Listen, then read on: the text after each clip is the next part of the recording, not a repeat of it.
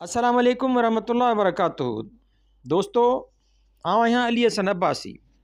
किताब आहे कोट लखपत जो कैदी भाङो ॿियो, जेल डायरी। लेखक रसूल बख्श पली जो। किस्त 55। 18/1/1983 ईस्वी। 18 ॾींहं डायरीअ जो मूं कोन ॾिठो अथमि। ॿई अखियूं सख़्तु ख़राब थी पयूं। जहिड़ो चइजे तहिड़ो अज़ाब हो। अखियुनि जो माहिर ॿाहिरां आयो। तंहिं 3 ॾींहं लाॻीतो कलाक खां पोइ अखियुनि में दवा विझंदो रहण लाइ हुकुम ॾिनो। अञा बि सही न थियूं आहिनि, पर उहा तकलीफ़ न रही आहे।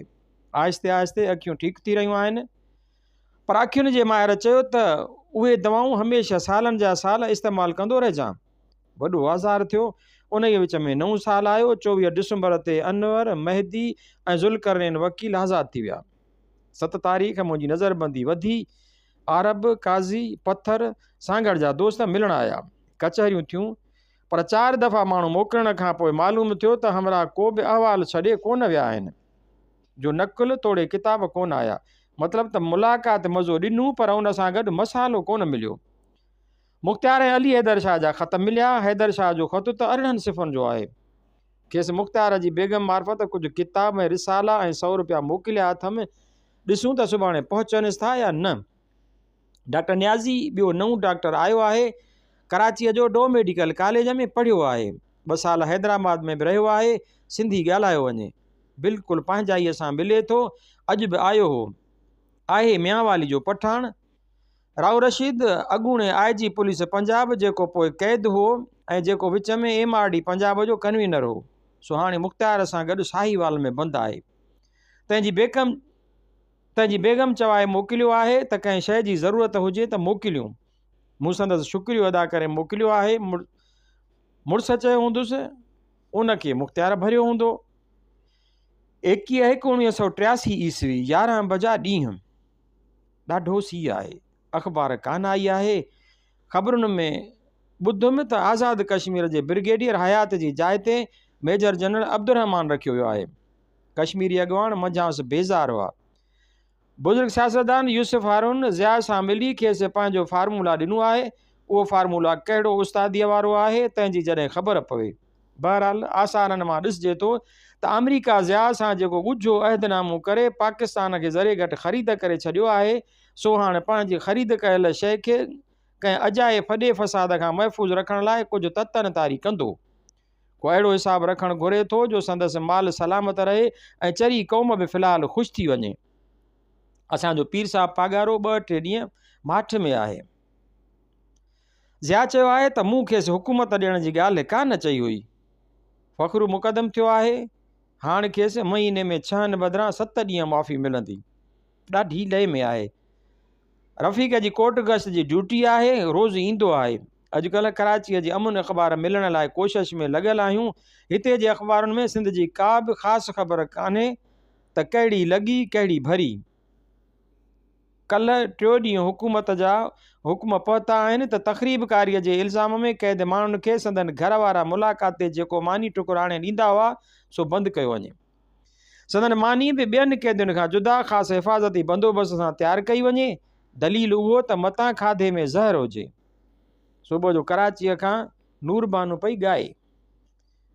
वरियो आहे वाओ अदी, वरियो आहे वाओ, वतन जो हींअरे लॻी हीर। हींअर इक़बाल बानू ग़ज़ल पई ॻाए लाहौर तां, के असांजा कलाम हिननि खे मारीनि, के हिननि जा असांजनि खे। कल्ह खां जोए साहिब जो मोकिलियल नाविल ट्रिनिटी शुरू कयो अथमि। बाक़ाइदे उथणी सुठी अथसि। अफ़साना बि के मज़ेदार थियनि था, पर नाविल जी ॻाल्हि ॿी आहे। साहिबु ख़ासि करे कंहिं सुठे बामक़सद नाविल जी। असीं सिंध जा सिंधी अदीब अञा रुॻो अफ़साननि में ई गश आहियूं। मसइलो आहे त नाविल लिखण लाइ जेका ज़िंदगीअ जी ऊन्ही ऐं वसी ॼाण ऐं जेको नुक़्ताए नज़र ऐं फ़लसफ़ो खपे, सो किथां अचे। 14/2/1983 ईस्वी। ॾींहुं डायरी कान लिखी सघियो आहियां। 5/2/1983 ईस्वी 10:30 सुबुह। रफ़ीक कल्ह कोन आयो। फ़ख़्रूअ खां पुछुमि, कल्ह रफ़ीक केॾांहुं गुम थी वियो? चयाईं फासी घाट जी पहिरीं खोलीअ में ड्यूटी हई हुआंसि। उते रोज़ु 9 सिपाही था रखनि पहिरे ते। मूंखे का ॻाल्हि यादि आई। पहिरीं खोलीअ में त उनखे रखंदा आहिनि जंहिंजे रहम जी अपील रद्द थी चुकी हूंदी आहे ऐं जंहिंखे कंहिं महिल बि फांसी मिलणी हूंदी आहे। पुछियोमांसि, चौधरी ज़हूर इलाहिया वारो रज़ाक झरना त कोन रखियो अथनि कोठीअ में? चयाईं, हाओ। तंहिं ॾींहुं डॉक्टर न्याज़ीअ चयो पिए, हैरत अंगेज़ ॻाल्हि आहे, रत जो दबाव, दिलि जी रफ़्तार, नब्ज़ सभु तपासे ॾिठीमांसि, को आसार कोन हो त को हिन माण्हूअ खे का फांसीअ जी सज़ा मिली आहे। ॼण टियों ॾींहुं जंहिं माण्हूअ खे फांसीअ जी सज़ा ॿुधाई वई हुई सो को माण्हू ई ॿियो हो। मूं अहिड़ो मिसाल ज़िंदगीअ में कोन ॾिठो। चयोमांसि, सबबु कहिड़ो थी सघे थो उन बेख़ौफ़ी ऐं बेडरपाईअ जो? चयाईं, जज़्बो, पंहिंजी ॻाल्हि ते मुकमिल यकीन।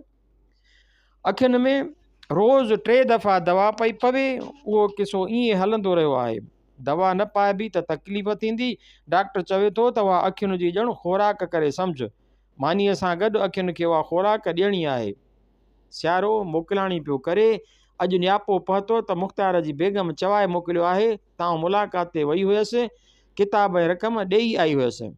उहे हैदर शाह खे मोकिलिया हुयमि। गच ॾींहुं अॻु हैदर शाह ऐं मुख़्तार जा ख़त आया ॿ। हैदर शाह जो पोयूं ख़त डिघो ऐं तफ़सीली हो। मोले ॾिने रशीद, परवेज़, सलीम ऐं अयाज़ जा ख़त मिलिया हथ में। गुज़िरियल कुझु ॾींहंनि में परवेज़ जो अॼु मिलियो आहे। सलीम, हैदर शाह ऐं अयाज़ जे ख़तनि में के जवाब तलब ॻाल्हियूं आहिनि, उन्हनि जो जवाबु सोचे ॾिबो। फ़िलहालु सोच जी मूड कान्हे। तबियत कुझु ॾींहंनि खां ठीकु कान्हे, न बीमार न ठीकु, उन करे कमु बि कोन थो पहुचे। 2 हफ़्ता अॻु सुपरिटेंडेंट आयो हो। ॿुधायई त सिंध सरकार तोखे वापसि सिंध जे कंहिं जेल में रखण खां इनकार करे छॾियो। चए थी त एॾां ई रखोसि, ॻाल्हि त अलाए छा आहे। मूं त सिफ़ारिश कई त हीउ पाकिस्तान जो दुश्मन कोन्हे, शरीफ़ ऐं वफ़ादार माण्हू आहे, पर परियां अलाए छा आहे। मूं चयसि, बसि का ग़लति फ़हमी कंहिं पैदा कई हूंदी, न त आउं त जीअं ॾिसो था त ख़ामोश तबियत माण्हू आहियां। चयाईं, सो त आउं ॾिसां पियो त सॼो ॾींहुं किताबनि में मशगूल आहियो। कमु पुछियाईं। चयोमांसि, कमु सभु ख़ुदा सवला कया आहिनि, तव्हां रुॻो वार्ड में गुल लॻराए ॾियो, पर हुजनि ख़ुशबूदार। अॻूणे सुपरिटेंडेंट पिस्तौल वारा बिना ख़ुशबू वारा गुल न खिलियो। चयाईं, हाज़ुर, लॻाए ॾिबा। 10 ॿूटा गुलाब जा हणी विया आहिनि, बाक़ी चंबेली ऐं राति जे राणीअ जा ॿूटा अचणा आहिनि। महीने ॿिनि में गुल निकिरंदा ऐं मज़ा थी वेंदा। ॿियनि अज़ीज़नि ऐं संगतियुनि सां गॾु मूंखे लतीफ़ाबाद जे घर जा गुलाब जा ॿूटा यादि ईंदा आहिनि। सुबुह जो उथी उन्हनि मां गुल पटे सिंघबा हुआ। सेंट्रल जेल हैदराबाद में बि ईअं, उते बि गुलाब हुआ। बाक़ी सखर जे स्पेशल वार्ड में चंबेलीअ जा गुल हूंदा हुआ। सुबुह जो सवेल ई हमरा पटे वेंदा हुआ। इजो नओं मास्तर आयो आहे, डिघी सुहारीअ वारो। हिते मास्तर अलाह जे फज़ल सां सभु डिघियुनि सुहारियुनि वारा दीनी मदरसनि जा फाज़िल आहिनि।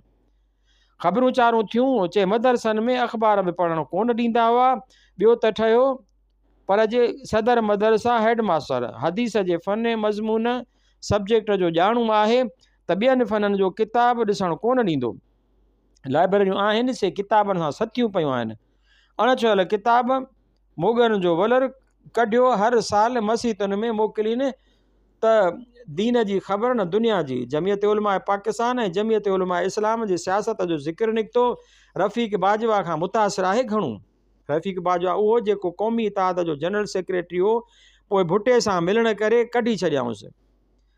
अंदरि नाहिद अख्तर पई ॻाए, दिल तोड़ के मत जाइयो बरसात का मौसम है।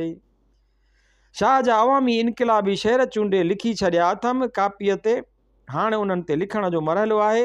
तबियत बहितर थिए त लिखां। हिकिड़ो ॿ मज़मून लिखण जो बि ख़्यालु आहे।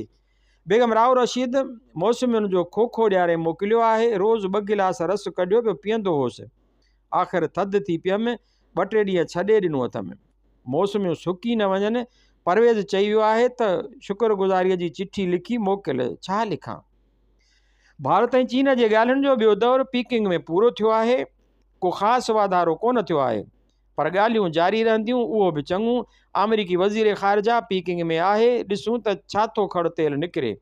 अमरीकी नाइब सदर जॉर्ज बुश अमेरिका जे हथियारनि जी चटाभेटी वधाइण वारी पॉलिसीअ जी वकालत करण लाइ यूरोप में लथल आहे। जनीवा में हथियारनि घटाइण बाबति अमेरिका ऐं रूस जे विच में ॻाल्हियूं पियूं हलनि। होॾां अक़वाम मुतहिदा जे सेक्रेटरी जनरल जो नुमाइंदो बि गर्दिश में आहे। काबुल मां थी इस्लामाबाद मोटी आयो हूंदो या ईंदो। हिंदुस्तान में अॼु दहलीअ में चूंडूं आहिनि, आसाम में फ़साद चालू आहिनि। ॾिसूं इलेक्शन जो छा थो थिए। साम्राजी मुल्क इंदिरा हुकूमत ख़िलाफ़ बाहियूं ॿारियो बीठा आहिनि। BBC ज़ोर शोर करियो बीठी आहे। ॾिसजे थो त हिते भुटे जी हुकूमत वांगुरु इंदिरा खे फोरू तबिका रुगो हाथीअ जे ॾेखारण वारनि ॾंदनि तौरु इस्तेमालु करियो मुल्क में लुटमार ॿारियो बीठा आहिनि। मुल्क उन्हनि हेठियुनि बदमाशनि जे फुरलुट मां बेज़ार थी पियो आहे। मथां वरी अमेरिका ऐं ॿियनि साम्राजी मुल्कनि जी शाबाश सो वॾो ममणो मतो पियो आहे। बुनियादी सबबु इंदिरा कांग्रेस जे इंदिरा खां सवाइ ॿी जागीरदार सरमाएदार लीडरशिप आहे, जंहिंजी इंदिरा मोहताज आहे ऐं संदसि घेरे में आहे, भुटे वांगुरु। अॼु शूरा जो इजलास शुरू थियो आहे। फ़खरू अख़बार वठणु वियो आहे। अख़बार में छा हूंदो? सुभाणे MRD जी सालगिरह आहे। चवनि था त MRD को दस्तावेज़ जारी कंदी मुतालबनि जो। ॾिसूं छा था कनि। अमन जा 2-3 पर्चा मिलिया हथ में। मालूम थियो त फाज़िल MRD सिंध जो जॉइंट सेक्रेटरी आहे। हमरान त ॿुधायो कोन हेतिरा ॾींहं। ज़फ़र खे इंतज़ाम करे ॾिनो अथमि मास्तर अची खेसि रोज़ु सबक़ु ॾेई वञे। ॾाढो शौक़ु अथसि पढ़ण जो। अहिड़ो शौक़ु मूं कंहिं माण्हूअ में कोन ॾिठो। चयोमांसि त पढ़ त ख़त लिखणु अची वञे ई, पोइ ॿियनि खां लिखाइण बदिरां पंहिंजे हथ सां पंहिंजी बख़्शाद खे ख़त लिखिजो। उन ख़ुशीअ में लॻो पियो आहे। राति ॾींहं वरी फिरी को न को बहानो करे पंहिंजी ज़ाल बख़्शा जो ज़िक्र कढंदो। वो हमारा बीबी है ना, उसको पछतो आता है लिखना। एक दिन क्या हुआ, पोइ खणंदो किसो बख़्शाद जो। हिकिड़े ॾींहुं बांह खुंजियाई त ॾिठमि त को अखर उकिरियो पियो आहेसि बांह ते। पढ़ियुमि लिखियलु हो बख़्शाद। असुलु फना आहे बख़्शाद ते। उनजो ज़िक्र कंदो, पोइ मुंहं ते इंड लठे बहार जा समूरा रंग अची गॾु थींदा अथसि। मुरकंदो, फिको थींदो, हल्का हल्का टहकड़ा ॾींदो, वरी मुंहुं लिकाईंदो, शर्माईंदो। बख़्शाद जी ॻाल्हि ॿुधिजी पोइ जेको कमु चइबुसि तंहिंखे घुमाए वठंदो। जेको फ़ोटू ॾेखारींसि फिल्म एक्ट्रेस जो, तंहिं लाइ चवंदो, इससे हमारा बीबी अच्छा है, ये क्या है। वेही वेही ॻाल्हि कंदो, साहब जी इधर लोग खाइस्ता सोना नहीं, हमारा लोग है ना बड़ा खाइस्ता है, इधर कुछ नहीं। रोज़ 2 परनि जो पिशावर लॻाईंदो, वॾी आवाज़ सां पछतो गाने जी सिट वरी दोहराईंदो, मुरकंदो, खिलंदो, फिको थींदो, मूंखे ॿुधाईंदो, मूं लाइ दॿे में ठिकरियूं नहीं समझा, लड़की है ना, बोलता है तुम ख्वाब में आया। अब गुलनार बेगम आ गया। मूं पुछियुसि गुलनार बेगम सुठी या तुंहिंजी बीबी सुठी? बूढ़ा आज़मी है। कौन बूढ़ा आज़मी है? गुलनार बेगम, फ़कत आवाज़ जवान है, वैसे बूढ़ा आज़मी है, पहाड़ पर रहता है। हींअर गुलनि खे पाणी पियो ॾिए ऐं वात मां सबक़ जा जुमिला बि पियो दोहराए, सभु बख़्शाद खे ख़त लिखी सघण जे शौक़ में। 6/1983 ईस्वी सुबुह नक सूं पियो करे, ख़ुदा करे बाक़ाइदा ज़ुकाम न लॻे। अॼु हिकिड़ो नंबरदार आयो, चए तो वटि पाकिस्तान टाइम्स अख़बार आहे।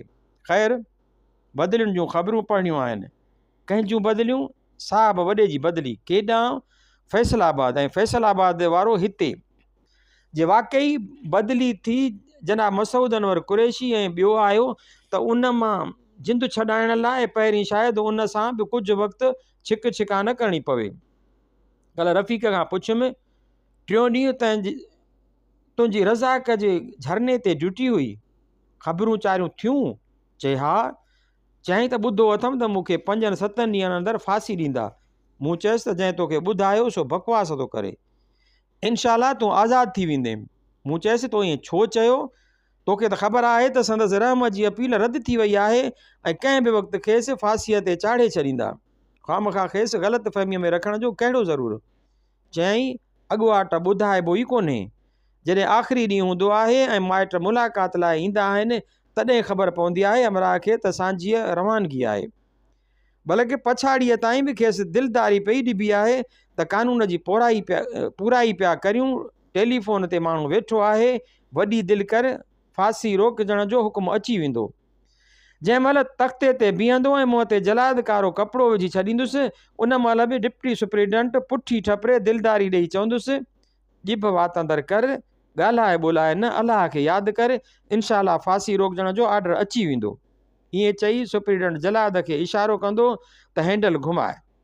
हैंडल घुमाइबो ऐं हमराह जे पेरनि हेठां तख़्तो निकिरी वेंदो। ईअं न करियूं त ख़बर नाहे कैदी छा करे।